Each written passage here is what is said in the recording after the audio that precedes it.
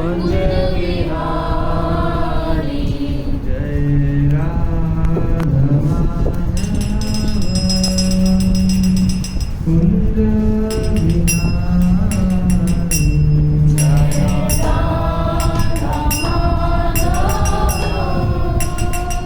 कुंज बिहारी जय गोपी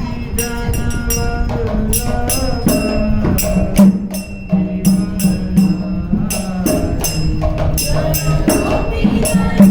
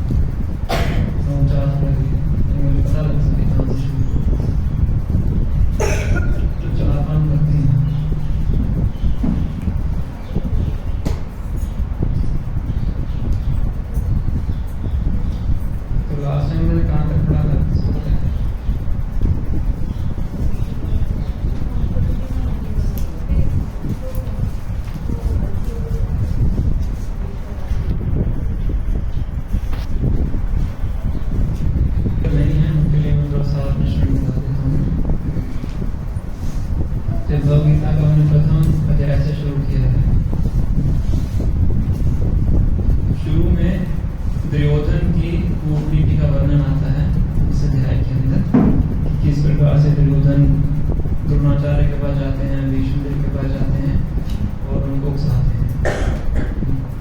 फिर उसके बाद पांडवों के विजय के चिन्हों का वर्णन होता है। हालांकि जो पांडवों की सेना थी उनकी मात्रा कम थी कौरवों की सेना से, फिर भी उनकी जो जीत थी वो निश्चित थी। उसके 4-5 लक्षण बताए गए हैं, तो आप इसमें बताना चाहेंगे पांडवों की जीत निश्चित क्यों थी? फोन साइलेंट कर लीजिए, सबसे पहले ही अनाउंसमेंट की थी। सबसे पहले तो धर्म क्षेत्र, मतलब जिस भूमि पर युद्ध होने वाला था वो धर्म भूमि के पर वो युद्ध हो रहा था, तो इसलिए क्योंकि पांडव जो थे धर्म के पक्ष में थे, श्री कृष्ण जी उनके पक्ष में थे, और हनुमान जी का जो झंडा था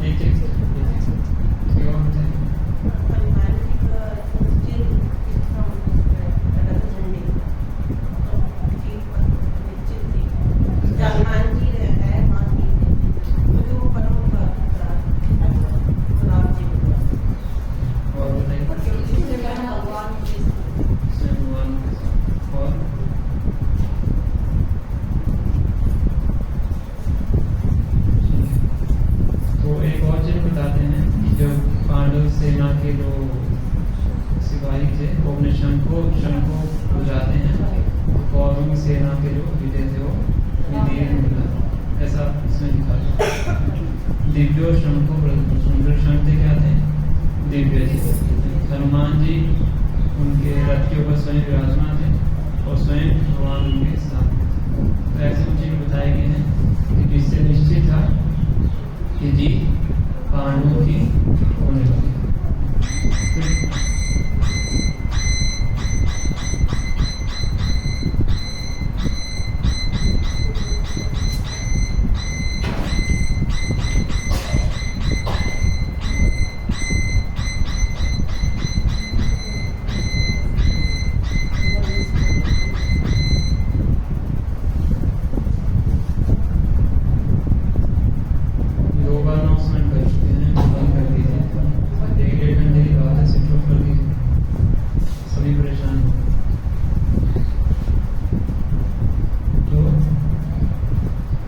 पांडवों की जीत का वर्णन करने के बाद फिर यहाँ पे भगवान इस चीज का वर्णन करते हैं कि कैसे भगवान अपने भक्तों के वत्सल कि भगवान अर्जुन के सारथी बनने को तैयार हैं। तो दोनों सेनाएं आमने सामने खड़ी हैं, तो अर्जुन भगवान को आदेश देते हैं कि आप दोनों सेनाओं के बीच में ले जाके मेरे रथ को खड़ा कीजिए। तो कोई भगवान को आदेश दे सकता है? भगवान को आदेश दे सकता है? दे सकता है कि नहीं दे सकता? नहीं दे सकता। तो अर्जुन क्यों दे रहे हैं?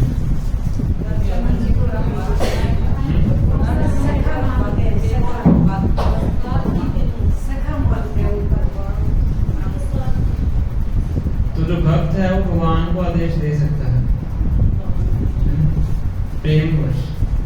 खुदा माता है वो भगवान को आदेश देती है, नंद महाराज है वो भगवान को आदेश देती है। तो भगवान के सखागण है वृंदावन के, वो भी भगवान को आदेश देते हैं। तो अर्जुन भगवान को क्या कहते हैं? सेनयोर मध्य रथम स्थाप्य में अर्जुन, दोनों सेनाओं के बीच में ले जाके मैं रथ को खड़ा कीजिए। तानी एतान निरीक्षण योधु कामान अवस्थित, ताकि मैं देख सकूं कि मेरे साथ कौन इस युद्ध भूमि में युद्ध करने के लिए आए। ये भगवान का आदेश है। तो जैसे भगवान को यह आदेश मिलता है, भगवान तुरंत उनके रथ को चला के दोनों सेनाओं के बीच में खड़ा करते हैं। तो क्योंकि भगवान अर्जुन से प्रेम करते थे, इसलिए वो उनका ड्राइवर बनने के लिए मंजूर करते हैं। कुरुक्षेत्र के युद्ध से पहले घटना आती है, जब युद्ध होने वाला होता है, दोनों सेनाएं अपनी सेना को इकट्ठी कर रही होती हैं। तो द्वारका में एक बार दुर्योधन भी जाते हैं और अर्जुन भी जाते हैं भगवान से सेना को मांगने। तो पहले अर्जुन पहुंचते हैं, तो उनको पता लगता है कि भगवान विश्राम कर रहे हैं, तो जाके भगवान के चरणों के पास बैठ जाते हैं। और उसी टाइम पे दुर्योधन आते हैं, और दुर्योधन में अंदर जाते हैं तो भगवान के सर के पास बैठ जाते हैं। अब भगवान को कौन सी नींद आती है? हमारी तरह तो है नहीं भगवान, उनको योग दिख रहा है, सब पता है। भगवान उठते हैं सबसे पहले, जब उठते हैं किसी तरह देखते हैं, उठते ऐसे देखते नहीं हैं, सीधा देखते हैं। तो भगवान ने उठते ही अर्जुन को बोला कि हे पार्थ, आप यहाँ किस उद्देश्य से आए हैं? सारे दुर्योधन बैठे थे, कहते मैं भी आया हूँ, मेरी तरफ भी देखिए। तो फिर दोनों बताते हैं कि युद्ध होने वाला है, तो आपको हमारी सहायता करनी है। दुर्योधन ही बोलते हैं। तो भगवान कहता है कि आप दोनों मुझे प्रिय हैं, तो मैं क्या करूँगा, मैं अपना विभाजन कर लेता हूँ।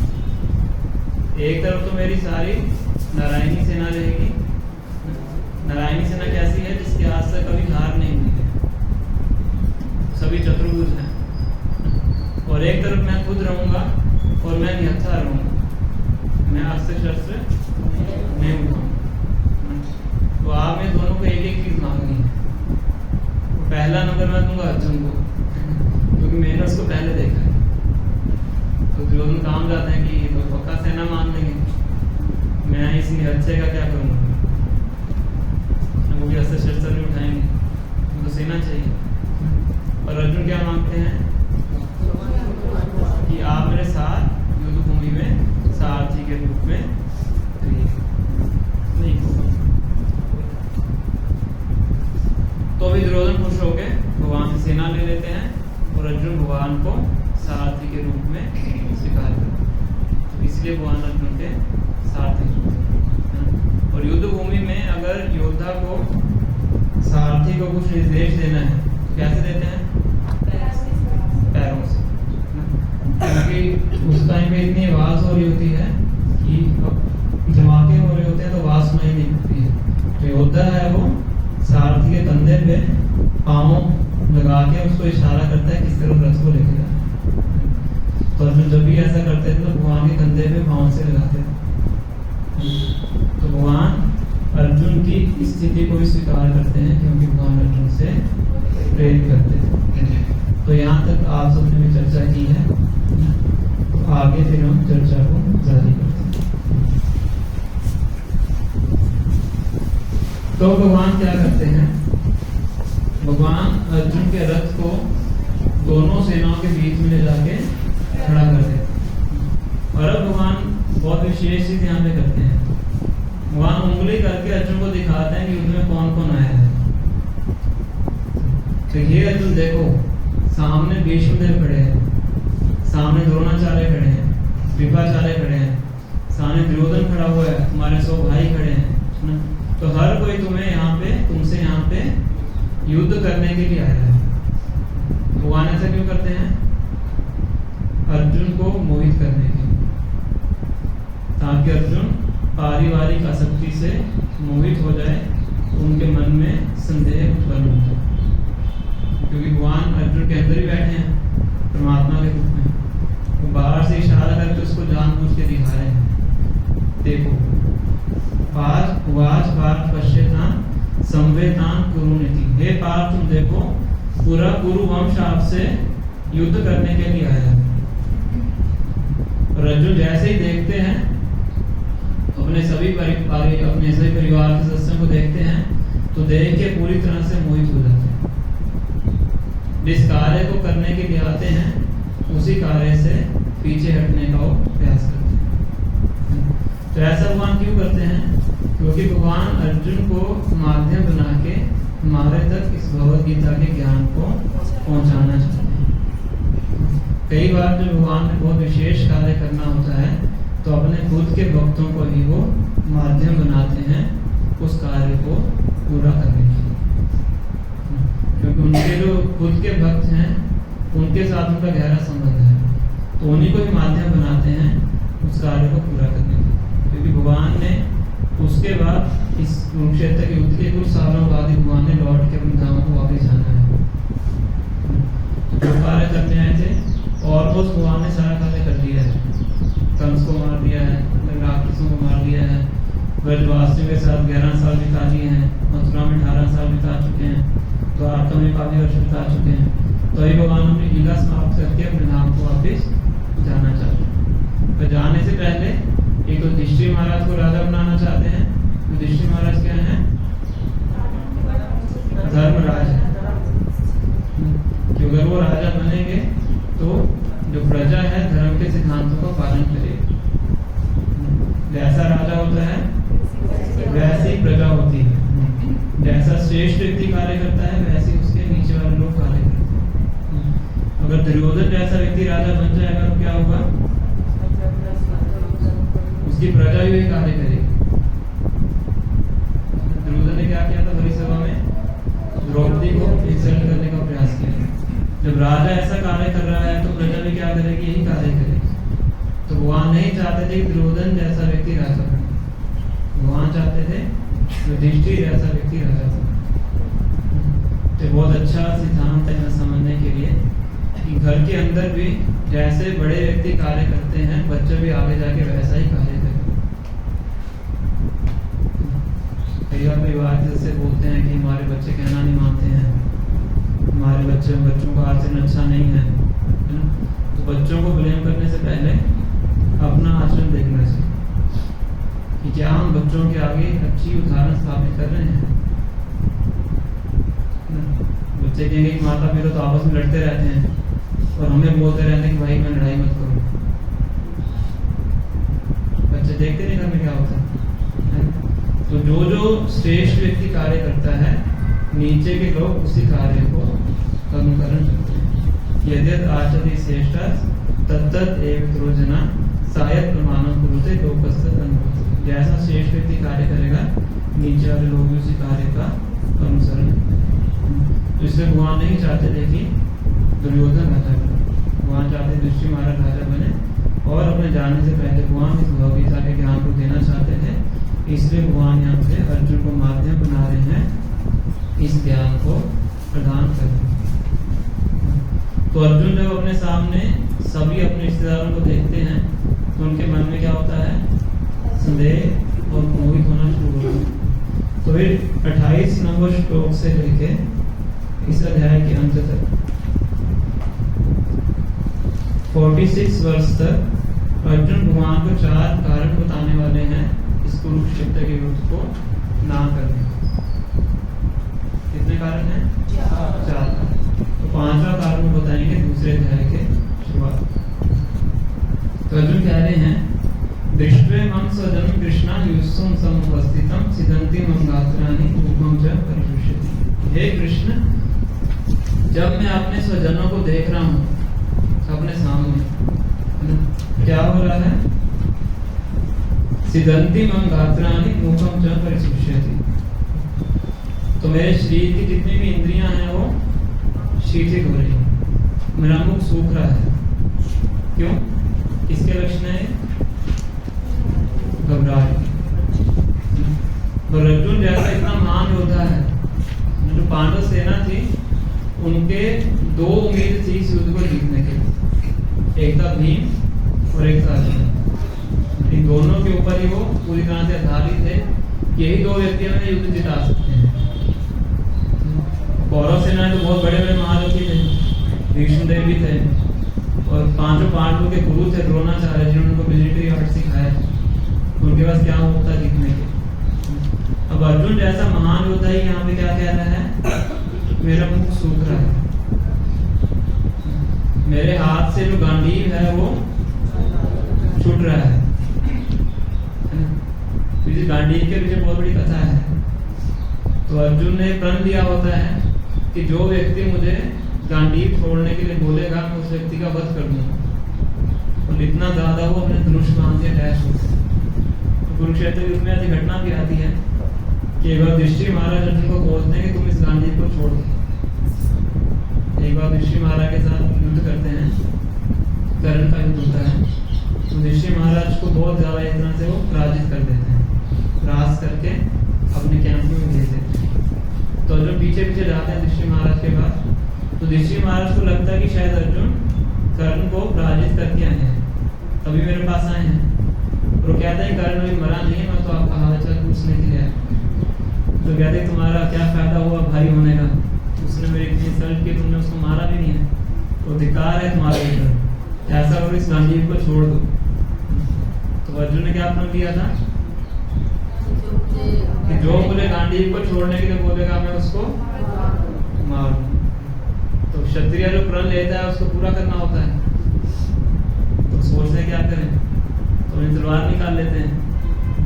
तो भगवान वहां पे खड़े होते हैं। भगवान कहते हैं कि ये आपके बड़े भाई हैं, इनके साथ आप ऐसा नहीं कर सकते। कहते मैं तो प्रण लिया हुआ है। तो कहते आप ऐसा कीजिए, इनकी इंसल्ट कर दीजिए। एक रिस्पेक्टेबल व्यक्ति के लिए इंसल्ट मृत्यु के समान है।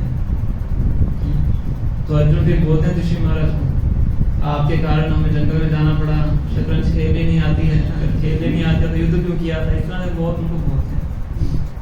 बात खत्म हो जाती है। फिर बाद में अर्जुन मरने को तैयार हो जाते हैं। कहते मैंने अपने बड़े भाई का अनादर कर दिया, अपनी प्रशंसा की। भगवान कहते तुम क्या करो, अपनी खुद की बढ़ाई करो। तो वो आपके लिए इंसल्ट का कार्य है। तो इस तरह से भगवान अर्जुन उनको ऋषि महाराज को बचाते हैं, किस लिए, गांडीव के कारण। और वही अर्जुन क्या कर रहे हैं, स्वयं उसी गांडीव को छोड़ रहे हैं। क्यों? क्योंकि ऐसी उनकी कंडीशन हो गई है अपने परिवार वालों को देख के कि अब पूरी तरह से मोहित हो चुके हैं।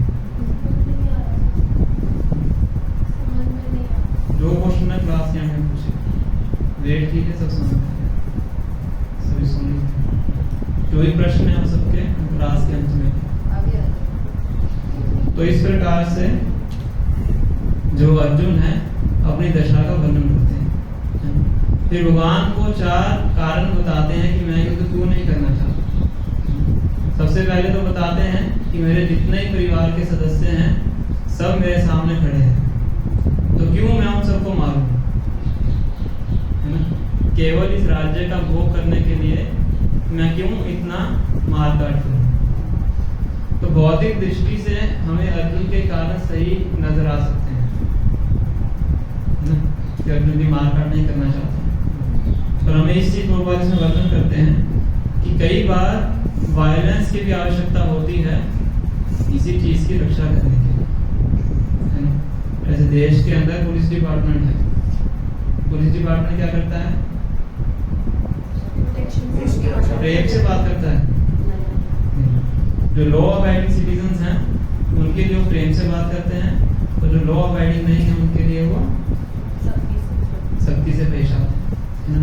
तो कई बार वायलेंस भी आवश्यक होती है लॉ एंड ऑर्डर को मेंटेन करने के लिए। तो अर्जुन कह रहे हैं कि इतने लोगों को मैं मारना नहीं चाहता हूँ, है ना, क्योंकि सब मेरे परिवार के सदस्य हैं। पहला कारण ये बताते हैं, इसको होता है कंपैशन। दूसरा कारण बताते हैं कि इतने लोगों का मैं यहाँ पे वध करूंगा तो इसको करने से मुझे पाप लगेगा। पापम एवाशे दस्मा हित्वा अतताई, ये आतताई को मैं मारूंगा तो मुझे पाप लगेगा। तो हे कृष्णा, पाप को अर्जित करना नहीं चाहता। तीसरा कारण बताते, दूसरा कारण बताते। फिर तीसरा कारण बताते हैं कि अगर मेरे सारे परिवार के सदस्य मर जाएंगे और मुझे राज्य प्राप्त हो भी जाएगा तो इस राज्य का मैं भोग किसके साथ करूंगा, है ना। नॉर्मली हम एंजॉय किसके साथ करना चाहते हैं, अपने परिवार के साथ करना चाहते हैं, है ना। अच्छे अच्छे कपड़े पहनते हैं हम दूसरों को दिखाने के लिए, अच्छा अच्छा ऐश्वर्य, बड़े बड़े घर बनाते हैं हम, अपने तरफ से परिवार वाले रहें, परिवार वाले देखें, रिश्तेदार आए उसमें देखें ना। अब कोई आने वाला ही नहीं है, कोई देखने वाला नहीं है, कोई साथ में रहने वाला नहीं है, तो कहते हैं कि मैं इस राज्य का भोग किसके साथ करूं, तो मुझे आनंद की प्राप्ति कैसे हो, इसलिए मैं इस युद्ध को करना नहीं चाहता। तो यहाँ पे अर्जुन क्या कर रहे हैं, अपने आनंद के बारे में विचार कर रहे हैं। फिर चौथा कारण बताते हैं कि अगर इस युद्ध के अंदर सभी परिवार के पुरुषों की मृत्यु हो जाएगी तो सारी जो स्त्रियां हैं वो क्या हो जाएंगी, असुरक्षित हो जाएंगी। जब स्त्रियां असुरक्षित हो जाएंगी तो समाज के अंदर गलत संतानें उत्पन्न होंगी, और जब गलत संतानें उत्पन्न होंगी तो ये समाज पूरा नरक में चल जाएगा। वर्ण संकर पैदा हो जाएंगे जो कि समाज के लिए सही नहीं है। तो इसलिए हे कृष्ण, मैं इस युद्ध को नहीं करना चाहता। पर ऐसा बोल के वो रोना शुरू कर देते हैं और गांडीव उसको खुद ही अपने हाथों से छोड़ के रथ के साइड में रख देते हैं और रथ के ऊपर सर पकड़ के बैठ जाते हैं कि अब मुझसे युद्ध नहीं होगा। तो अर्जुन की ऐसी कंडीशन से हम समझ सकते हैं कि संसार में कितना भी बड़े से बड़ा प्रभावशाली व्यक्ति क्यों ना हो, इस संसार में हर कोई व्यक्ति जटिलताओं में फंसता है, क्योंकि संसार बना ही इस प्रकार से। भगवान आगे जाके बताएंगे 8वें अध्याय में, माम पेत्या पुनर्जन्म दुःखालयम शाश्वत, कि संसार के 2 कैरेक्टरिस्टिक्स हैं। क्या है? 2 फीचर हैं। क्या है? दुःखालय और अशाश्वत। ये संसार क्या है? दुखों से भरा हुआ है और हर चीज यहाँ पे टेम्परेरी है। कितना भी बड़ा से बड़ा व्यक्ति क्यों ना हो, जो अर्जुन है मिलिट्री आर्ट में सबसे बड़े व्यक्ति हैं, उनके समान कोई योद्धा था नहीं, एक ही था कर्ण जो कि थोड़ा सा उनका मुकाबला कर सकता है। तो इतने बड़े योद्धा होने के बावजूद क्या कर रहे हैं? युद्ध के मैदान में बैठ के रो रहे हैं। तो ये हम अर्जुन के कैरेक्टर से समझ सकते हैं। संसार में हर व्यक्ति आगे जटिलताओं में फंसता है। तो सॉल्यूशन क्या है?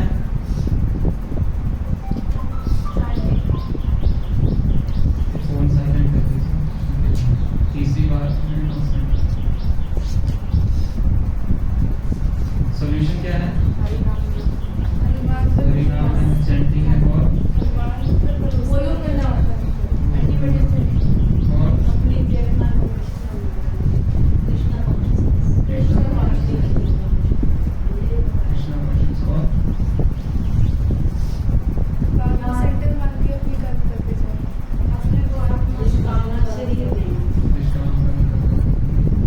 अर्जुन ने क्या किया?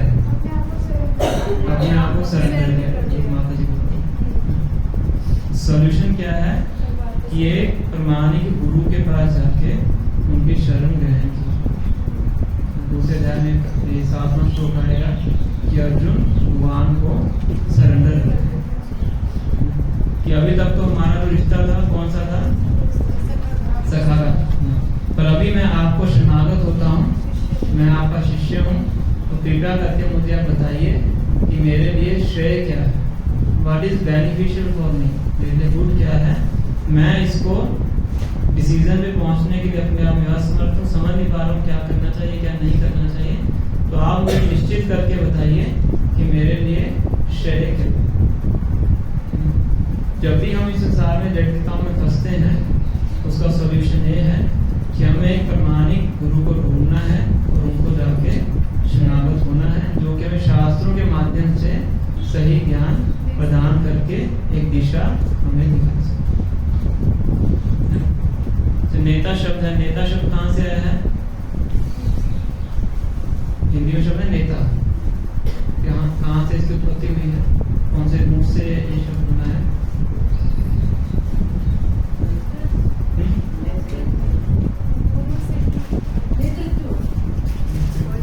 तो नाम है नेता शब्द है नेत्र से। नेत्र, हाँ। तो नेता का कर्तव्य क्या है? जैसे आंख हमें आगे का दिखाती है, तो नेता हमें रास्ता दिखाता है। तो आज के नेताओं की बात नहीं कर रहे हैं, शब्द का क्या अर्थ है वो बता रहे हैं।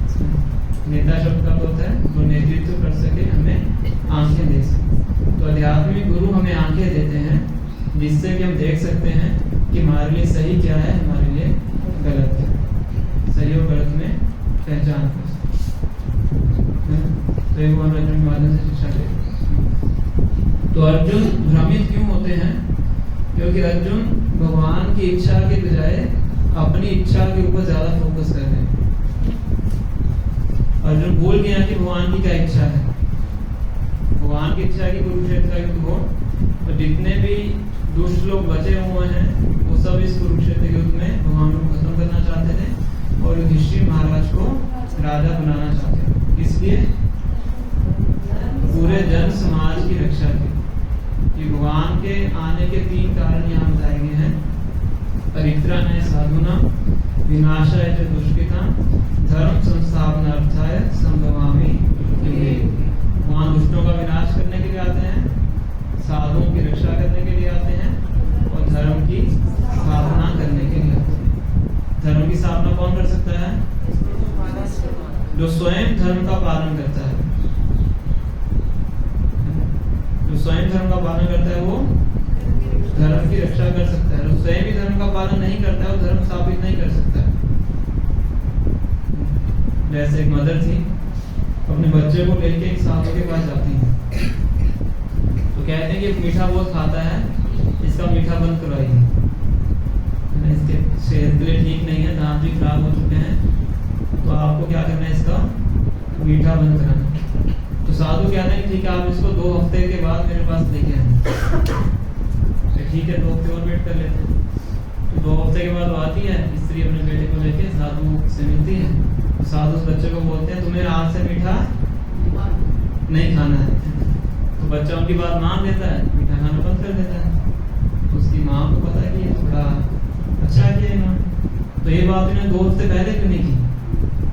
बोला ही तो है कि मीठा नहीं खाना है। तो दोबारा जाती है उनके पास, उनसे पूछती है कि आपने 2 हफ्ते के बाद क्यों बोला? फिर 2 हफ्ते पहले मैंने अपना मीठा छोड़ा, मैं मीठा खाता था, 2 हफ्ते में मैंने पहले खुद मीठा खाना बंद किया है, तब मैं इसको बोल पाया, है ना। जब तक खुद प्रैक्टिस नहीं करते तब तो दूसरे को हम प्लीज नहीं कर सकते। इसीलिए भगवान चाहते थे कि युधिष्ठिर महाराज राजा बने। वो स्वयं धर्म का पालन करते हैं, धर्मराज हैं, यमराज जी के विस्तार हैं। अगर वो राजा बनेंगे तभी यहाँ की जो प्रजा है वो सही दिशा में चलेगी। और अर्जुन अब क्या कर रहे हैं?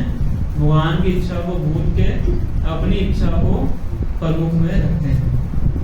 इसी प्रकार से हम अपने जीवन में अगर भगवान की इच्छा को भूल के अपनी स्वयं की इंद्रिय तृप्ति को प्रमुख रखते हैं तो हम भी फिर अर्जुन की तरह इस संसार में जटिलताओं में फंसते हैं।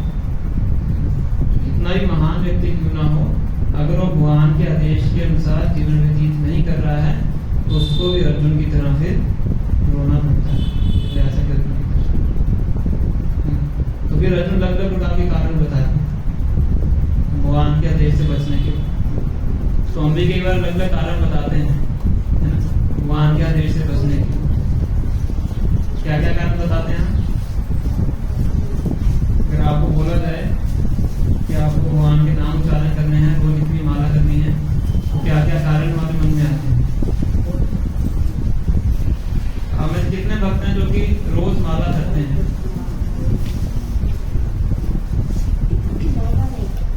कुछ भी करते हैं। तो अब हाथ खड़ा कीजिए जो बिल्कुल भी माला नहीं करते हैं। खड़ा कीजिए। बहुत कम ने हाथ खड़ा किया था, बहुत लोगों के हाथ नीचे शर्मा रहे। जोर से हाथ खड़ा कीजिए जो माला नहीं करते हैं। एक बार मेरा प्रश्न है कि जो कोई भी माला नहीं करता है, बताइए माता जी क्यों नहीं करते हैं? बताइए क्या कारण है?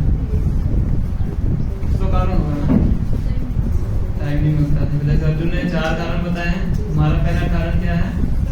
समय नहीं। आप बताइए माता जी। सेम कारण है। उधर क्यों नाम खड़ा किया था? फर्स्ट टाइम आया, फिर तो आपसे नहीं पूछेंगे।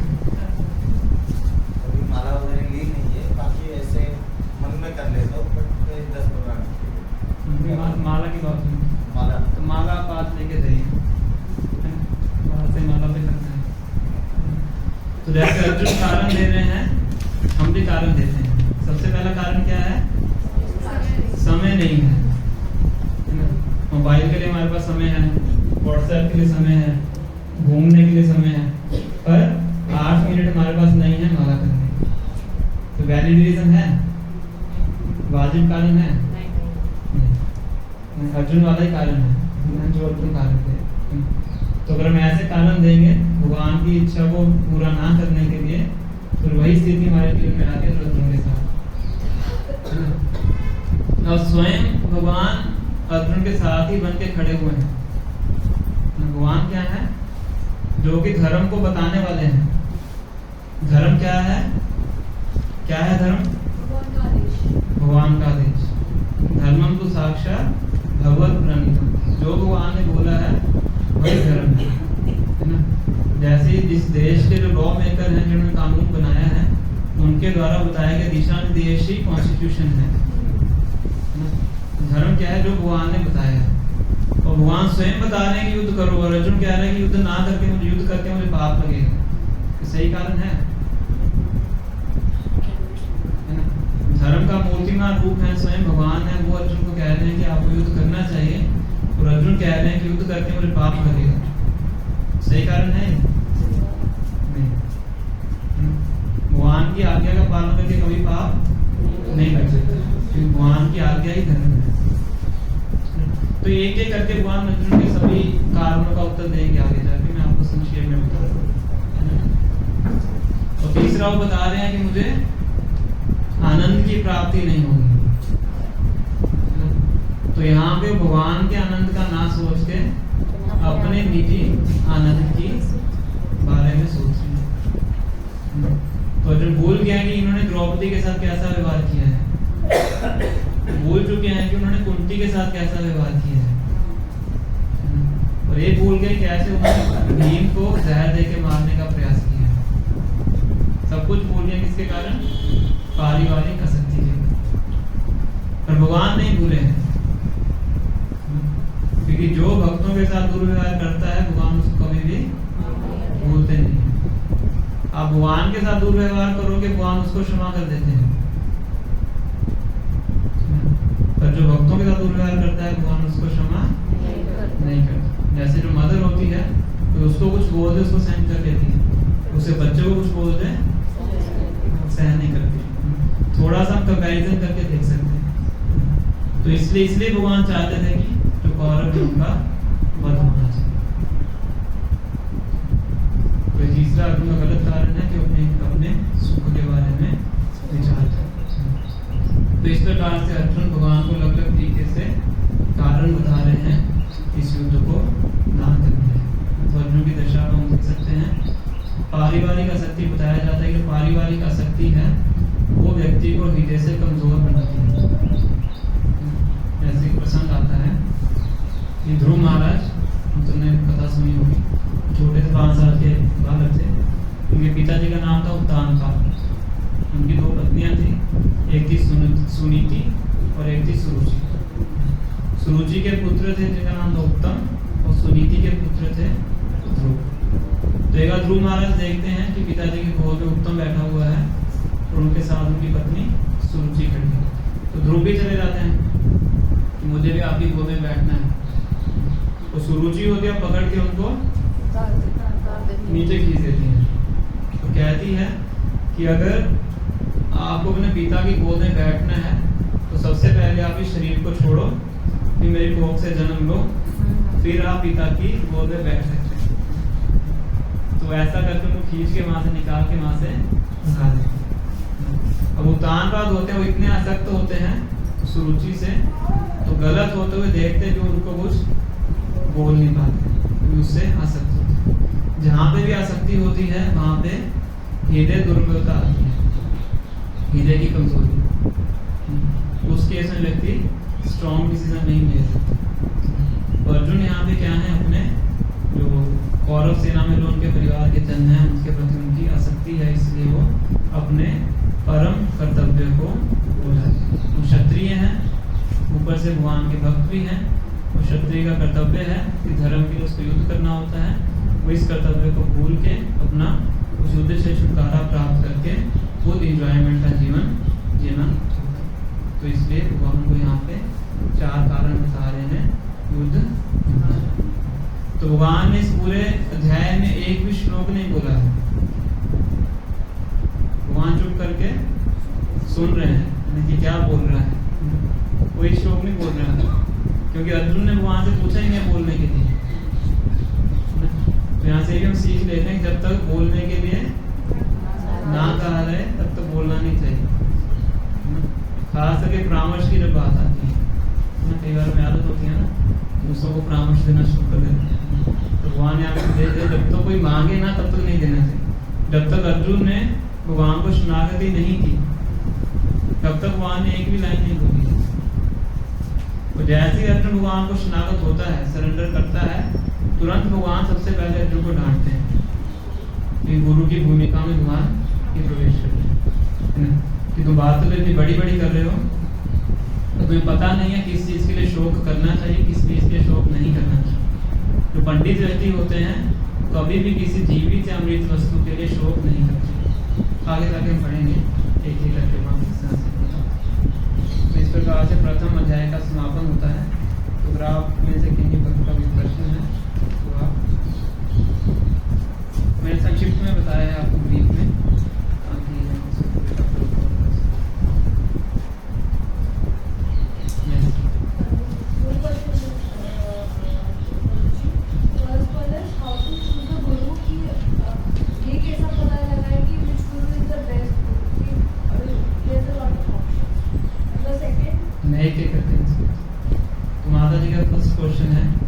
कैसे हम सही गुरु की पहचान कर सकते हैं। समाज में तो बहुत से गुरु हैं, तो मेरा आपसे प्रश्न है कि सही कॉलेज की पहचान हम कैसे करते हैं। आपको इस कॉलेज में एडमिशन लेना है तो सही कॉलेज की आप कैसे पहचान करें। कट ऑफ हाई हो और प्रोफेसर अच्छे हो और क्या हो, एग्जाम क्रैक करना मुश्किल हो जिसका कम बच्चे जाता है, एक्सेप्टेंस रेट हाई हो, एक्सेप्टेंस रेट हाई हो और बड़े लोग होते हैं, कम लोगों को लेते हैं, एक्सेप्टेंस कम हो। और बताइए बैकग्राउंड देखते हैं, सबसे पहले बैकग्राउंड देखते हैं, कौन से बोर्ड से एफिलिएटेड है। सबसे पहले तो वो बात आती है कौन सी यूनिवर्सिटी से एफिलिएटेड है, डिग्री की मान्यता है भी कि नहीं, टीचर अच्छे हैं, क्लासरूम्स अच्छे हैं, सब कुछ अच्छा है, तो उसकी डिग्री की वैल्यू नहीं है। समझ रहे? तो कहाँ से उसका बैकग्राउंड क्या है। इसी प्रकार से जब गुरु को चूज करने की बात आती है तो सबसे इम्पोर्टेंट है कि वो कौन से संप्रदाय से कनेक्टेड है, उस गुरु का बैकग्राउंड क्या है, उसके गुरु कौन है, उसके गुरु के गुरु कौन है, कहाँ से उसको ज्ञान प्राप्त हुआ। जो आप उसे ज्ञान देने वाले हैं तो ये भी तो पता होना चाहिए कि उन्होंने ज्ञान कहाँ से लिया है। बोनाफाइड टीचर हैं भी कि नहीं। बोनाफाइड का मतलब है कि प्रमाणिक मीन्स कि उनके पास ज्ञान देने की योग्यता है कि नहीं। जैसे हम डॉक्टर के पास जाते हैं तो हम क्या चेक करते हैं, MBBS है कि नहीं, MD है कि नहीं, ये बेसिक क्वालिफिकेशन, तभी वो डॉक्टर बनने के लायक है। तो ऐसे किसी गुरु के पास जाते हैं तो सबसे पहले ये देखें कि उसने अपने किसी गुरु से ज्ञान प्राप्त किया है कि नहीं, उसका खुद का भी गुरु है और उसके गुरु का भी गुरु है, तो कौन से गुरु परंपरा में आते हैं, इस परंपरा के माध्यम से उन्होंने नॉलेज को अटेन किया।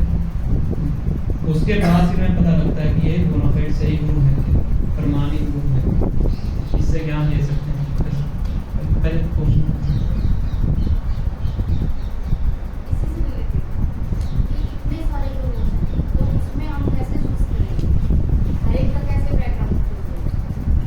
रिस्पॉन्सिबिलिटी है। आप जैसे इसी में आते हैं, यहाँ पे भी हम किसको गुरु बनाएं, नॉलेज इतना नॉलेज वास्ट इतनी जगह में किसमें कैसे पता चले। तो इस तरह गुरु हो सकता है क्या, गुरु एक ही होता है जिनसे शिक्षा लेते हैं, जिनसे शिक्षा लेते हैं वो गुरु मल्टीपल हो सकते हैं। दीक्षा गुरु एक होता है जिनसे इनिशिएशन लेते हैं, जिनसे हम शिक्षा लेते हैं वो मल्टीपल हो सकते हैं, एक से भी ज्यादा हो सकते हैं, मैं नहीं हो सकता। तो माता जी का प्रश्न ये है कि इतने ज्यादा गुरु हैं तो उनके बीच में कैसे जाना है। सबसे आसान तरीका है, सबसे पहले वाला बेसिक, कि वो कौन से इंस्टीट्यूशन के से कनेक्टेड है और वो इंस्टीट्यूशन कौन से संप्रदाय के अंदर आता है, उसकी क्या वैलिडेशन है। सबसे पहले तो वहीं पे चेक हो जाता है। उसके बाद फिर हमें उनका आचरण देखना होता है, उनका चरित्र कैसा है, जो बोलते हैं उसको अपने जीवन में अप्लाई करते हैं कि जो आचार्य शब्द है वो आचरण से आता है। कि हम बातें बड़ी बड़ी करते रहे पर उसको अपने जीवन में ना अपनाएं तो उसको आचार्य नहीं बोला। सबसे पहला पॉइंट है कि कौन से संप्रदाय में है। सेकंड है कि शास्त्रों का जो वाणी है उसको अपने जीवन में उतारते हैं। और थर्ड कि जो मैसेज देते हैं वो मैसेज शास्त्रों के अनुसार है। शास्त्र जो कहते हैं वही मैसेज गुरु को देना चाहिए। तो इन तीन चीजों से हम जानते हैं। तो 4 प्रमाणिक संप्रदाय हैं जो कि सही ज्ञान देते हैं। एक है श्री संप्रदाय, एक है रुद्र संप्रदाय, एक कुमार संप्रदाय, एक ब्रह्म संप्रदाय। 4 बोनाफाइड स्कूल्स हैं स्पिरिचुअल नॉलेज को देने की। तो कोई भी गुरु अगर इन चारों संप्रदायों के अंतर्गत आता है तो बोनाफाइड वो सही गुरु है, उनसे हम दीक्षा ले सकते हैं। दीक्षा दीक्षा दीक्षा इनिशिएशन। आपने जो 4 संप्रदाय बताए इनके अंदर और भी आपने संप्रदाय जैसे निम्बार्क संप्रदाय हुए इस तरह के। निम्बार्क संप्रदाय कुमार संप्रदाय का दूसरा नाम। क्योंकि कुमार संप्रदाय के जो आचार्य हैं वो निम्बार्क आचार्य हैं तो इसलिए उनको निम्बार्क संप्रदाय नहीं बोला। जो ब्रह्म संप्रदाय के अंदर मध्वाचार्य आते हैं उसको मध्व संप्रदाय भी बोला। श्री संप्रदाय में रामानुचार्य आते हैं तो रामानुज संप्रदाय को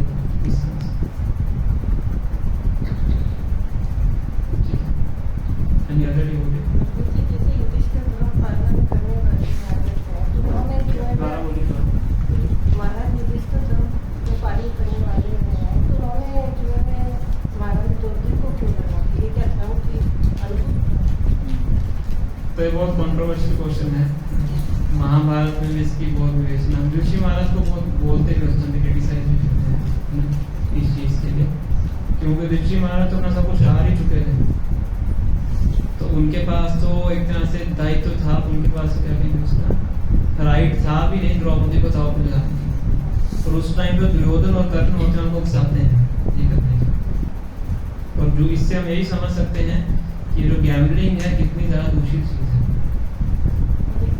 कितने महान जो व्यक्तित्व हैं उनका भी जो मन है इसके कारण उनका सही गलत के बीच में डिस्ट्रीब्यूशन हुई। पर वो भी अपनी मर्जी से नहीं लड़ने के लिए गए थे, तो धृतराष्ट्र ने उनको आदेश दिया था इसलिए वो इसमें पार्टिसिपेट करने।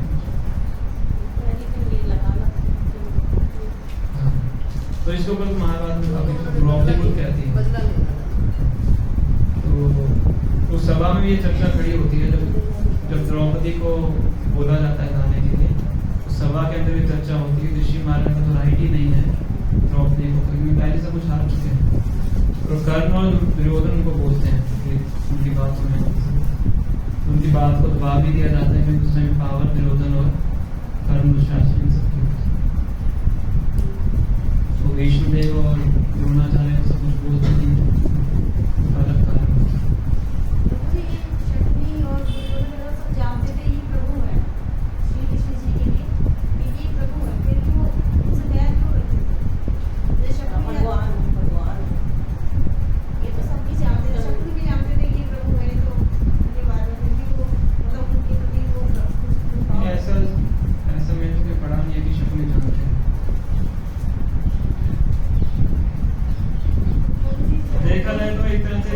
के द्वारा ही सब स्थापित किया हुआ है। माता कुंती के भाई के रूप में राजा के द्वारकाधीश से वो कई बार किए और राष्ट्रों के बार किए, इस तरह से उनको ये मन में तो था तो उनको ये समझे कि थोड़ी शक्तिशाली है। प्रभु जी जैसे युधिष्ठिर राष्ट्रीय को पता था विज्ञान की पूरी चीज है, तो फिर ऐसे आदेश का पालन क्यों किया? तो ये भी एक धर्म का नियम है कि जो राजा बोले उसका देश का पालन। धृतराष्ट्र उस टाइम पे राजा की सीट पे थे, इसीलिए इसीलिए जो शकुनी होते हैं उनको सब पता है ऋषि महाराज का क्या व्यक्तित्व है। तो शकुनी दुर्योधन को बोलते हैं तुम धृतराष्ट्र को जाके बोलो कि वो युधिष्ठिर को बुलाएं इस शतरंज का खेल खेलें। तो धृतराष्ट्र से मैसेज आता है इसलिए पांचों बांटा जाता है। जैसे कहते हैं कि बलि ने उसको को त्याग किया सबके लिए किया, भरत ने माता को त्याग किया, ये भी कहते हैं बात नहीं मानते। क्षत्रियों के लिए शतरंज खेलना लागू है। उसको चैलेंज करता है इस चीज के लिए क्षत्रिय मना नहीं कर सकता। कोई क्षत्रिय को शादी करने के लिए बोलता है तो क्षत्रिय उसको मना नहीं कर सकता। हिडिंबा राक्षसी आदमी है भीम के पास, उनसे शादी करो, भीम करना नहीं चाहते, उनके महारानी बोलते हैं तो मना नहीं कर सकते। हिडिंबा से शादी करनी पड़ती है, विरोध सच पैदा होते हैं, युद्ध में कितनी मदद करते हैं।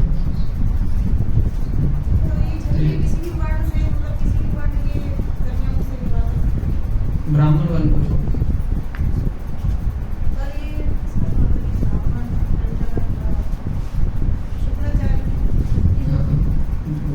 क्या नाम ये आती और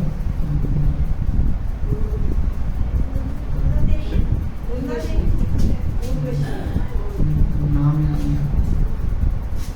तो ऐसे स्पेशल केसेस होते हैं, अनुलोम और प्रतिलोम मैरिज बोलते हैं अपने से बड़े वर्ण वाले की, तो वो शादी में अच्छी तरह से नहीं होती। भागवत के साथ है शुक्राचार्य की पुत्री थी, वो याति महाराज से याति महाराज क्षत्रिय थे और वो ब्राह्मण। याति महाराज को फिर उसका बहुत कुछ रोकना ही पड़ता है। देवयानी देवयानी और सर्वश्रेष्ठ देवयानी और याति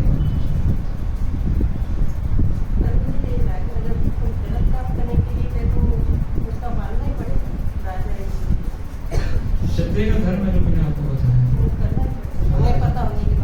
राजा का आज्ञा धर्म के अंदर क्षत्रिय धर्म के अंदर इसलिए कहते हैं कि राजा बिल्कुल आइडियल कैरेक्टर का होना चाहिए। इसलिए तो भगवान श्री महाराज को राजा बनाना चाहते, सिर्फ धृतराष्ट्र को हटाना चाहते तो कारण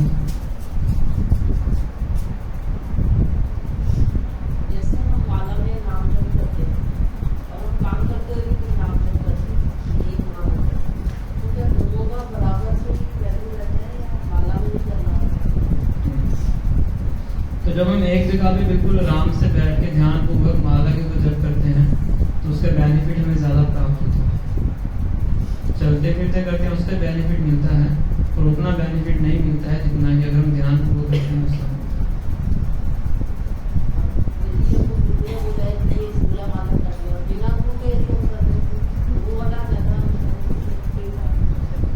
तो बिना गुरु धारण किए भी कर सकते हैं, पर अगर हम भक्ति में प्रगति करना चाहते हैं तो गुरु को स्वीकार करना आवश्यक है। भक्ति के 64 अंगों में से सबसे पहला अंग है आदो गुरु पादाश्रय। सबसे पहले गुरु के चरणों का आश्रय स्वीकार, क्योंकि हमारे स्वयं के अंदर क्षमता नहीं है आगे बढ़ने की। तो गुरु एक तरह से हमें आगे सहारा देते हैं, हाथ पकड़ के खींचते हैं, तब हम आगे बढ़ते हैं। क्योंकि भगवान को हम डायरेक्टली अप्रोच नहीं कर सकते, भगवान के भक्तों के माध्यम से ही भगवान तक पहुंचा है। तो गुरु वो माध्यम बनते हैं हमारे और भगवान के बीच में, जो हमें पकड़ के भगवान के पास बिना गुरु के भी कर सकते हैं। तो जो गुरु से मंत्र लेके उच्चारण करते हैं उससे बेनिफिट ज्यादा होता है। तो वे जल्दी से हम अपने लक्ष्य की तरफ बढ़ते हैं।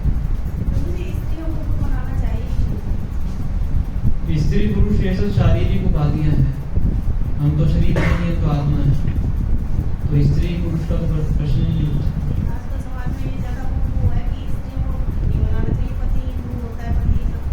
हाँ, तो समाज को अधिकांशतः समाज को शास्त्रों का ज्ञान नहीं है। ये तो उन्होंने बताया कि ज्ञान किससे देना है, सबसे पहले वो बताना है। भगवान बच्चों को सबसे पहले टीचिंग ही दे रहे हैं, तुम शरीर नहीं आत्मा हो। तो स्त्री पुरुष तो शारीरिक उपाधियां हैं, तो शरीर है ही नहीं। आत्मा कौन सा पुरुष है, स्त्री है। तो जब आध्यात्मिक विषय की बात आती है तो आत्मा की बात, आत्मा के स्तर की बात, उसमें स्त्री स्त्रियां भी दीक्षा ले सकती हैं, पुरुष भी दीक्षा ले सकते हैं। स्त्रियां भी भक्ति कर सकती हैं, पुरुष भी भक्ति कर सकते हैं। दोनों एक आध्यात्मिक दृष्टिकोण से दोनों एक ही समान, शारीरिक दृष्टिकोण से दोनों में अंतर है, आध्यात्मिक दृष्टिकोण से कोई अंतर।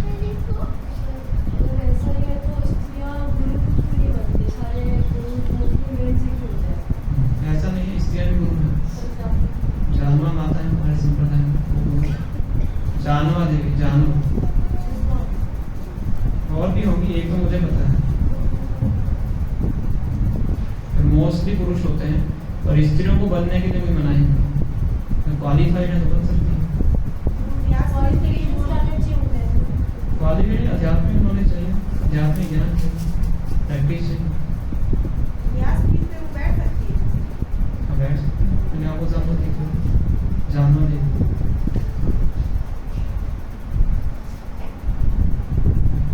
और उस तरह का ज्ञान और उस तरह का आध्यात्मिक लेवल हो सकता है। माला जो जाप करते हैं वो ओपन तो नहीं करते, कोर्ट में एक तो यह है कि गंदी ना हो, नहीं कारण मोस्टली तुलसी माला पे जब करते हैं जो भक्त हैं, तो तुलसी को गंदा नहीं होना चाहिए, इससे कोर्ट में डाल के। तो दूसरा कि पब्लिक में दिखना नहीं चाहिए क्या कर रहे हैं, तो उन चीज़ों से बचाने को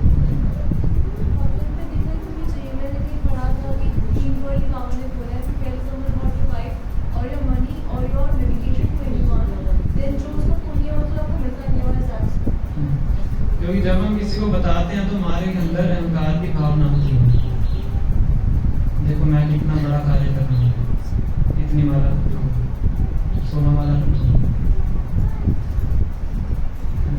तो जब हम अपने आप को किसी से श्रेष्ठ समझते हैं तो वो जो स्पिरिचुअल प्रोग्रेस है वो डाउन होता है, कॉन्शियसनेस को ल्यूट होता है।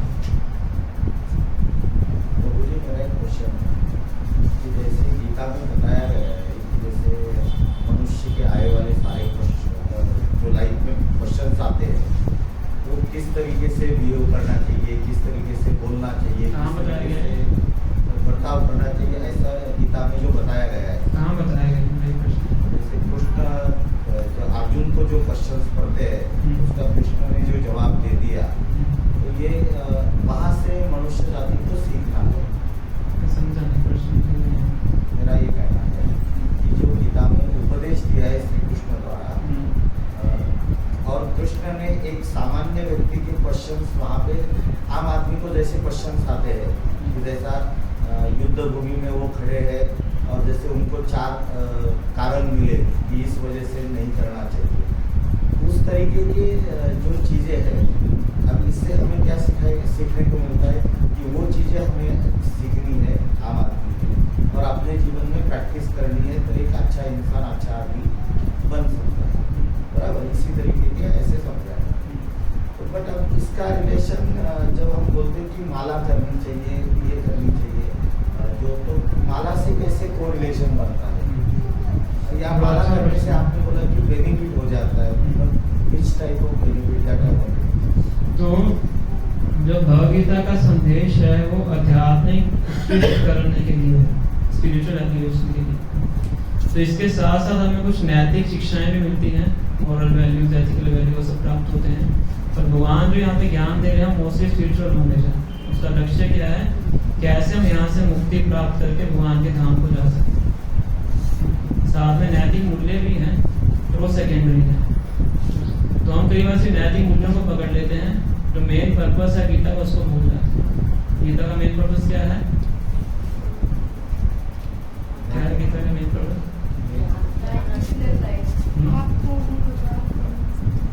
इस चीज को समझना कि हम कौन है, भगवान कौन है, हमारा भगवान के साथ संबंध क्या है, इसको ये नहीं है।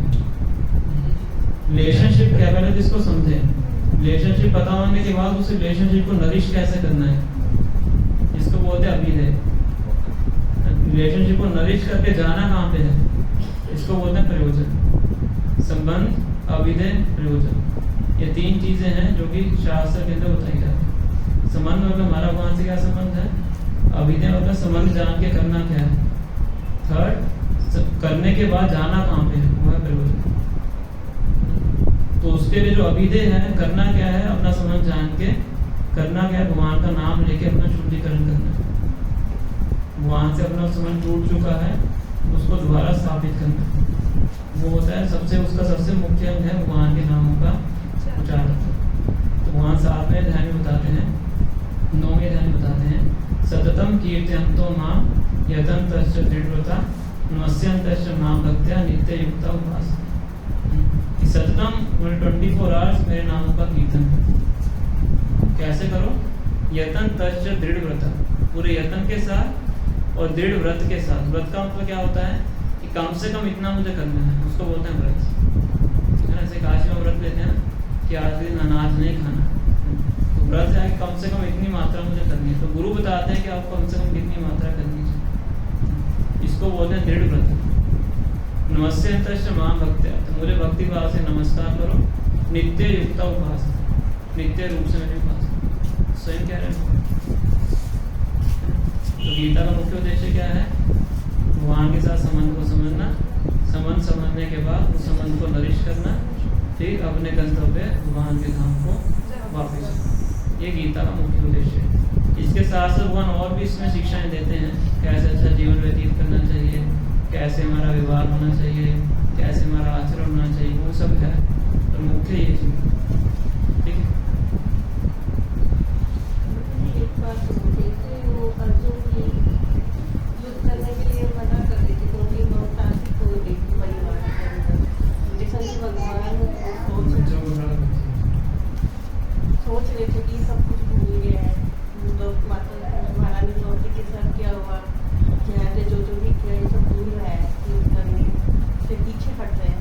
ये आम परिवार के साथ भी होता है, गलत बात ये कहा जाता है कोई दिन भूल जाओ, अगर ये याद हो पूरी याद करा तो यहाँ पे यहाँ पे भगवान एक तरह से एक आइडियल लीडर का रोल प्ले कर रहे हैं, आदर्श नेता। तो भगवान को तो यहाँ पे धर्म का राज्य स्थापित करना है, तो इसलिए भगवान चाहते हैं कि ऐसा व्यक्ति टॉप पे नहीं होना चाहिए जो कि दूसरों को दुख देता है। ये कहा अगर ऐसा व्यक्ति टॉप पे रहेगा तो पूरे समाज को अस्त व्यस्त कर देगा। भगवान एक आइडियल लीडर है, हमारे पिता हैं, माता दाता पितामह। तो जो माता दाता पितामह होते हैं वो अपने डिपेंडेंट्स के लिए हमेशा अच्छा ही सोचते हैं। तो भगवान ये सोच रहे हैं कि कैसे यहाँ पे जो लोग हैं उनको कोई तकलीफ ना हो। वो तभी संभव हो सकता है अगर राजा अच्छे चरित्र का है। तो इसीलिए दुर्योधन जैसा व्यक्ति राजा बनने के लायक नहीं है, इसलिए भगवान उनको हटा के युधिष्ठिर जैसे धर्मराज को राजा बनाना चाहिए। ऐसे भगवान राम ने किया, इसलिए सब राम राज्य चाहते हैं। भगवान का कार्य ही परित्राणाय साधूनां विनाशाय दुष्कृताम्। सभी वक्त तुलसी माला पे जपता है। तुलसी माला कर सकते हैं, कोई मनाही नहीं है, पर अधिकांशतः ये सुझाव दिया जाता है कि जब तक हम एक सही स्तर पे ना पहुंच जाए। सही स्तर मतलब no mediating, no intoxication, no gambling, no illicit relationship, है ना। ये सब चारों पाप में क्रियाएं हैं। तुलसी महारानी भगवान की सबसे उत्कृष्ट भक्त है। तो जब हम इन चार चीज़ों को छोड़ देते हैं तब हमें तुलसी माला धारण करनी चाहिए, तुलसी माता के और बेस्ट है कि हम गुरु के हाथों से स्वीकार करते हैं, ये बेस्ट है। पर पहले भी कर सकते, उसमें कोई मना नहीं।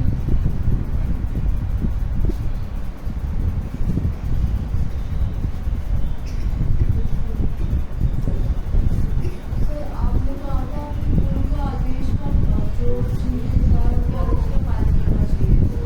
इन अर्जुन श्री जी थे, उन्होंने मार्गदर्शन कर दिया, बट कॉमन मैन की लाइफ में अगर संकट आता है तो हम उनको कैसे पता चलेगा कि अब क्या करें? बड़ा अच्छा प्रश्न है माता जी का कि अर्जुन के सामने तो स्वयं भगवान उपस्थित है, तो उन्होंने पूछ के उत्तर दे दिया। कि कॉमन व्यक्ति है, उसके सामने तो भगवान है नहीं, है ना, वो क्या करे। सबसे अच्छा तरीका है कि पहले भगवगीता पढ़े। अर्जुन बहुत रेलेवेंट क्वेश्चंस पूछते हैं, भगवान उनके आंसर देते हैं, है ना। इवन महात्मा गांधी भी लिखते हैं कि जब भी मुझे कोई डाउट आता है, मैं पुरानी स्टेटमेंट उनकी, तो मैं भगवत गीता खोलता हूँ और उसी डाउट के अनुरूप मुझे कोई ना कोई श्लोक प्राप्त होता है। उनकी एग्जाम्पल मैं इसलिए दे रहा हूँ क्योंकि वो एक तरह से लीडरशिप रोल में है। तो इसी प्रकार से जब भी हमारे जीवन में कोई संकट आता है, दुविधा आती है, सबसे पहले तो हमें भगवत गीता को खोल के पढ़ना चाहिए। तो एक तरह से कृष्ण यहाँ पे गुरु की भूमिका निभा रहे हैं, तो हम भी उनसे ज्ञान सकते हैं। कृष्ण ही जगत गुरु है, अखिल जगत गुरु, पूरे जगत के गुरु। और इसके साथ जो उनके प्रमाणिक प्रतिनिधि हैं, जो उनके मैसेज को एज इट इज प्रोपेगेट कर रहे हैं, तो बोनाफाइड गुरुज हैं, तो उनको जाके अप्रोच करें, तो वो फिर हमें डिटेल्ड वे में हमारे जीवन की समस्याओं का समाधान करके बता सकते हैं। ये सोल्यूशन अगर वो हमारे जीवन में नहीं है, तब तक के लिए एडिस भगवद्गीता को पढ़ के हम अपने प्रश्नों का उत्तर प्राप्त कर सकते हैं। इसलिए प्रभुपाद ने ट्रांसलेट किया है, इसलिए इसका नाम रहता है Bhagavad Gita as it is. ये था प्रभुपाद से किसी रिपोर्टर ने प्रश्न पूछा कि स्वामी जी, आपके महल के आने से पहले बहुत से लोग भगवद गीता लिख चुके हैं, पर आपकी भगवद गीता में क्या विशेषता है, कितने लोग आपकी भगवद गीता को पढ़ के भक्त बनते हैं? आज से पहले कोई बना नहीं। तो बुबा कहते हैं कि एकमात्र यही क्वालिफिकेशन है कि मैंने सारे मैसेज को एज इट इज, बिना कुछ तोड़े मरोड़े, एज इट इज मैंने उसको प्रस्तुत किया। This is only qualification, without any adulteration, as it is. इसलिए जो भी पढ़ता है निश्चित रूप से भक्ति को स्वीकार करता है। सबसे अच्छा सोल्यूशन है कि भगवद गीता को घर में लेके जाएं और उसको पढ़ें। सबसे अच्छा समाधान।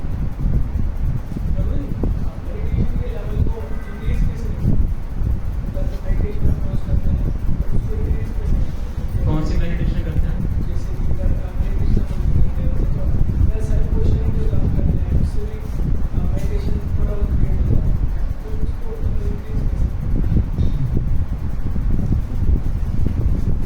मेडिटेशन में सबसे जो मुख्य रोल प्ले करता है वो है हमारा मन, है ना। मेडिटेशन का मुख्य पार्ट क्या है?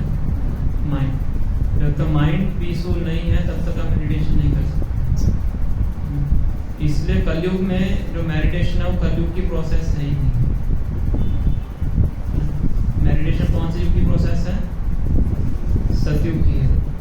प्रीते यद ध्यायतो विष्णु, प्रीते मतलब सत्य, सतयुग की प्रोसेस है, वहाँ विष्णु के ऊपर ध्यान दो। द्वापरे परिचर्यायाम त्रेतायाम में जो तुम कही कलो तदहरि की, हर युग की अपनी अपनी प्रोसेस होती है। तो इस युग में जो मेडिटेशन हम नॉर्मली करते हैं वो हम अपनी बॉडी को फिट रखने के लिए करते हैं, उसमें कोई स्पिरिचुअल एलिमेंट नहीं है। ये कहते जिम्नास्टिक की तरह है, just to make body healthy. वो मेडिटेशन का बाय प्रोडक्ट है। मेन प्रोडक्ट क्या है? भगवान विष्णु के ऊपर ध्यान देना, और वो इस युग में संभव नहीं है, इसलिए उसका सिर्फ बाय प्रोडक्ट बचा है।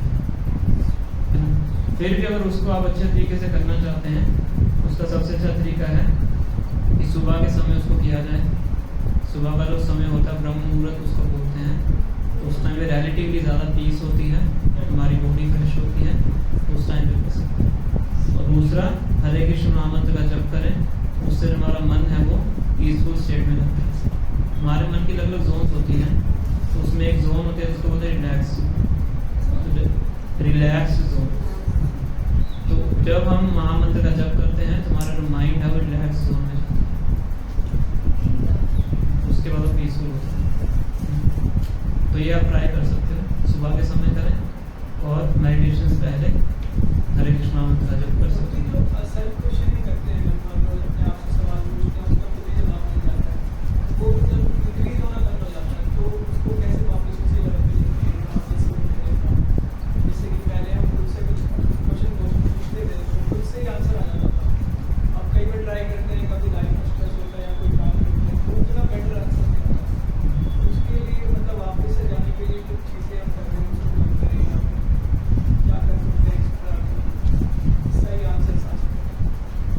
बेसिकली सब माइंड का खेल होता है।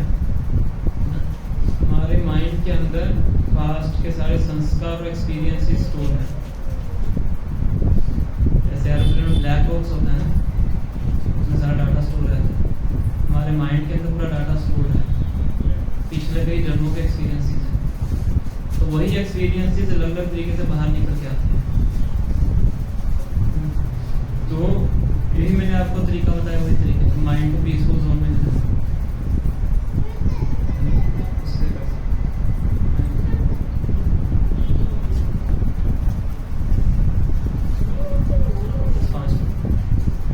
कोई और प्रश्न है?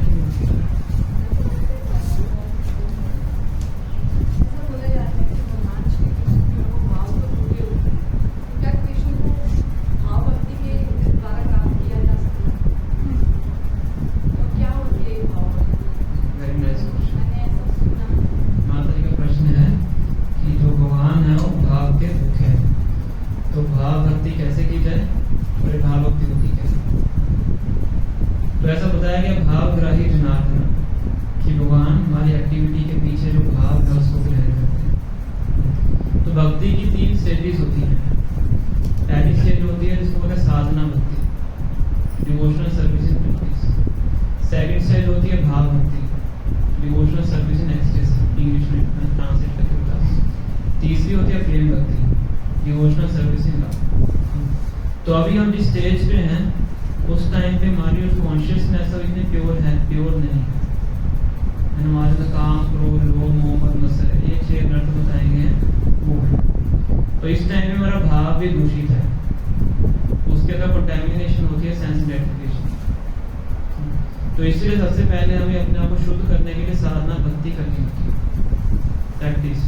क्रिकेटर होता है, मैदान में उतरने से पहले बहुत प्रैक्टिस करके आता है, तो हम पहले प्रैक्टिस करते हैं। तो प्रैक्टिस के लिए गुरु पहले हमें कुछ ना कुछ बताते हैं। 16 माला का जप कीजिए, कम से कम 16 माला का जप कीजिए, 4 नियम कंप्लीट करिए, 4 नियमों का पालन कीजिए, ग्रंथों को पढ़िए, भक्तों का संग कीजिए। ये सब साधना भक्ति की कैटेगरी में होता है। जब कोई शिष्य इसको अच्छे तरीके से करता है तो धीरे धीरे उसकी अनर्थ निवृत्ति होनी शुरू होती है। अनर्थ निवृत्ति मतलब हृदय में से काम, क्रोध, लोभ, मोह, मद, मत्सर सब खत्म होना शुरू होता है। फिर उसके बाद उसके अंदर रुचि आती है भगवान की भक्ति करने के लिए, फिर आसक्ति आती है, निष्ठा आती है, उसके बाद भाव आता है, फिर वो भाव भक्ति के स्तर पे पहुंच जाता है। फिर उस पॉइंट पे आगे जो भक्ति करता है उसको भाव भक्ति बोलते हैं। उस पॉइंट पे आके फिर वो जैसे उसके अंदर इमोशंस आते हैं उसके अनुसार वो भगवान की भक्ति करता है। ये पुरानी स्टेज से ऊपर उठता है। फिर भाव भक्ति करने के बाद आगे जाके फिर प्रेम के स्तर पे पहुंचता है, उसको प्रेमा भक्ति। प्रेमा भक्ति के बाद भी अलग स्टेजेस आते हैं।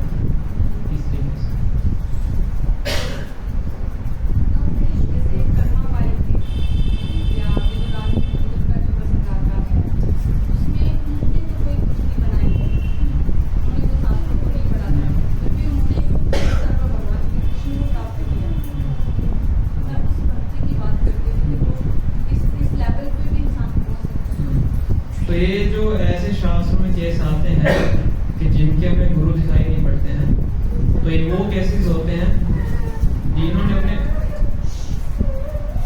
तो ये वो केसेस हैं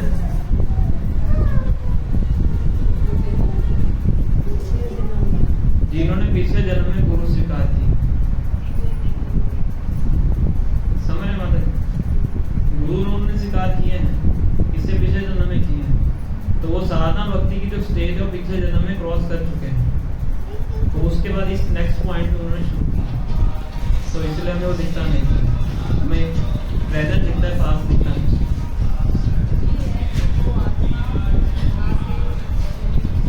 वो कार्य कर चुका है, मेरे PhD का स्टूडेंट है।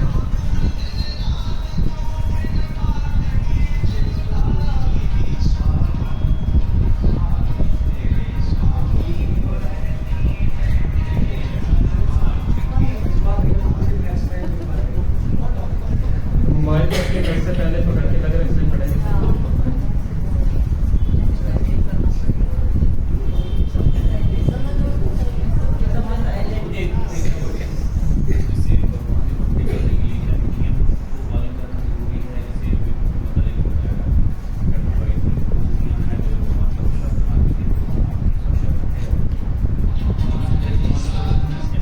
कोई और भी होती का मोबाइल लेकर सही कर नहीं पा रहा, कुछ गाना आता है उससे।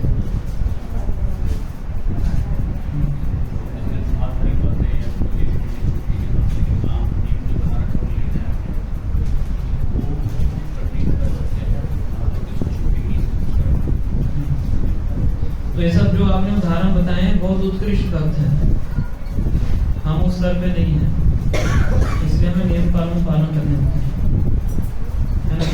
जैसे कोई ICU में व्यक्ति एडमिट है, उसके लिए नियम कानून है कि नहीं? और एक बिल्कुल स्वस्थ व्यक्ति है, उसके लिए नियम कानून है नहीं, है ना? वो अपना खुला घूम सकता है, जंप लगा सकता है, कुछ भी कर सकता है। ICU में हार्ट पेशेंट है, जंप लगा सकता है, डॉक्टर ने बोला कि बिल्कुल हिलना नहीं है, ये खाना है, इतनी बार खाना है, इतनी मात्रा में खाना है, क्योंकि बीमार अवस्था में हम अभी सब आध्यात्मिक रूप से बीमार हैं, इसलिए गुरु हमें बताते हैं ये करना है, ये नहीं करना है। जब स्वस्थ हो जाएंगे आध्यात्मिक रूप से, फिर कोई नियम नहीं, फिर अपने आप ऑटोमेटिक ना वो कार्य नहीं करेंगे। अभी गुरु बताते हैं 60 मंगल आरती में आना है, क्योंकि वो आता नहीं है। जब वो ठीक हो जाएगा अपने आप आएगा, फिर उसको गुरु के बताने की आवश्यकता नहीं। इसलिए गुरु पहले हमें मिनिमम बेसिक रिक्वायरमेंट बताते हैं कि ये करना है, ये नहीं करना है। 4 नियम नहीं करने हैं, 16 वाला जब करना है कम से कम, और ये सब क्रियाएं करना, क्योंकि अभी हम बीमार अवस्था में, इसलिए सारे नियम जब ठीक हो जाएंगे, भाव भक्ति के स्तर पे पहुंच जाएंगे, फिर अपने आप तो 1600 माला करेंगे।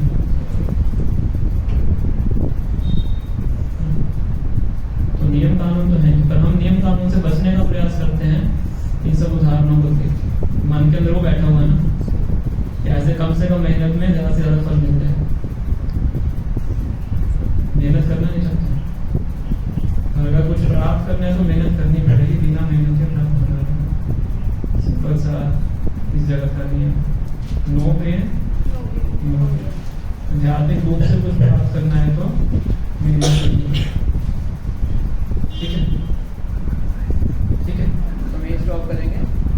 श्री राधिका भगवान की जय, श्री श्री कृष्ण भगवान की जय, श्री श्री रघुनाथ